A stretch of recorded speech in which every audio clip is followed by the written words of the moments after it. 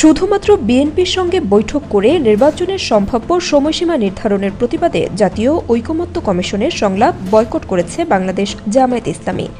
সংবিধান সংস্কারে আজ মঙ্গলবার রাজধানীর বেইলি রোডের ফরেন সার্ভিস একাডেমিতে ঈদের ছুটির পর দ্বিতীয় ধাপের সংলাপ শুরু হয়। 3 দিনব্যাপী এ সংলাপে 30 রাজনৈতিক দল ও জোটকে আমন্ত্রণ জানানো হয়েছে।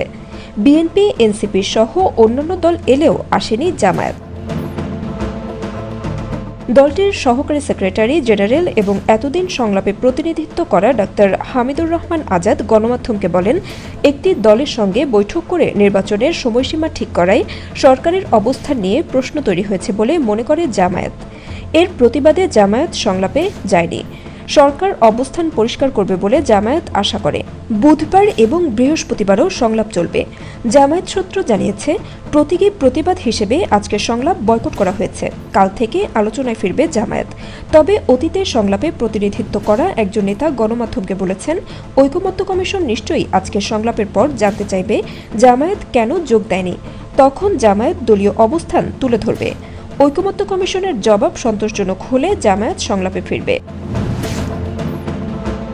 জানা যায়, ডিসেম্বর থেকে জুনের মধ্যে নির্বাচন হবে সরকারের এই অবস্থানকে জামায়াত সমর্থন করলেও বিএনপি ডিসেম্বরের মধ্যে নির্বাচনের দাবিতে সরকারকে চেপে রেখেছিল।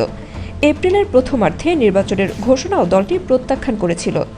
গত 13 জুন লন্ডনে প্রধান উপদেষ্টা ড. মোহাম্মদ ইউনূসের সঙ্গে বৈঠক করেন বিএনপির ভারপ্রাপ্ত চেয়ারম্যান তারেক রহমান।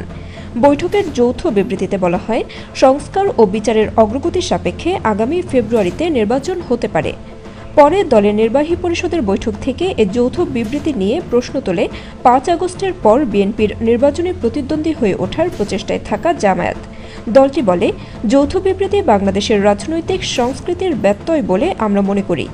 এর মাধ্যমে প্রধান উপদেষ্টার একটি দলের প্রতি বিশেষ অনুরাগ প্রকাশ করেছেন, যা তার নিরপেক্ষতা ক্ষুণ্ণ করেছে।